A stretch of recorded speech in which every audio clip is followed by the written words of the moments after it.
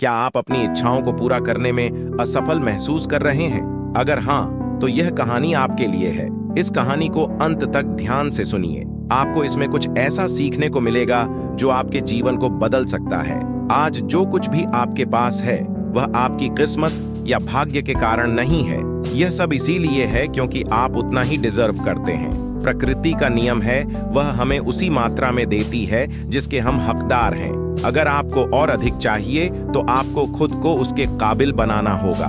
तो वह गुण क्या है जो आपको काबिल बनाता है? अगर आप जानना चाहते हैं तो गौतम बुद्ध की यह कहानी सुनिए। एक बार गौतम बुद्ध को एक सभा में भाषण देना था।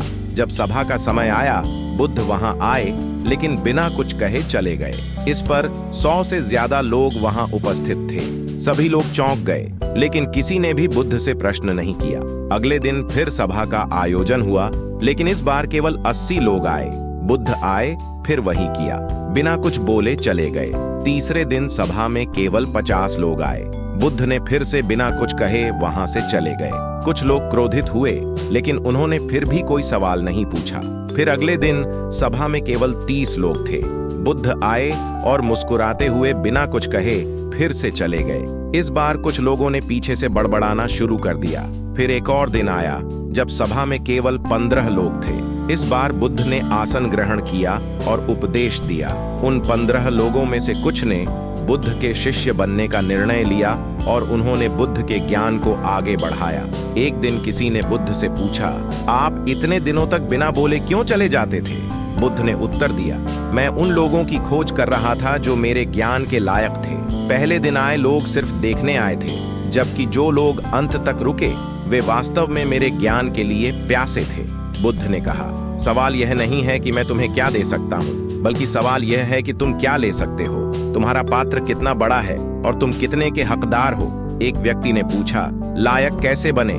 बुद्ध ने उत्तर दिया, धैर्य के द्वारा। धैर्य वाला व्यक्ति जीवन में कुछ भी पा सकता है। व्यक्ति ने पूछा, धैर्य को कैसे बढ़ाएं? बुद्ध ने कहा, निरंतर अभ्यास के द्वारा। जैसे ध्यान करते समय मन में बाधाएं आती हैं, धैर्य एक दिन लक्ष्य तक पहुंचा देता है।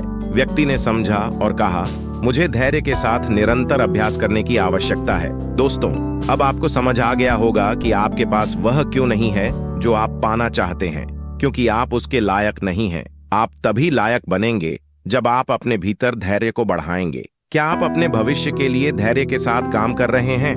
अगर नहीं, तो अपनी असफलता के लिए जिम्मेदार आप खुद होंगे। अगर आपको यह कहानी पसंद आई हो तो नीचे कमेंट बॉक्स में यस जरूर लिखें और इसे अपने दोस्तों के साथ शेयर करना न भूलें। हमारी वीडियोस को सब्सक्राइब करें और लाइक और कमेंट जरूर करें।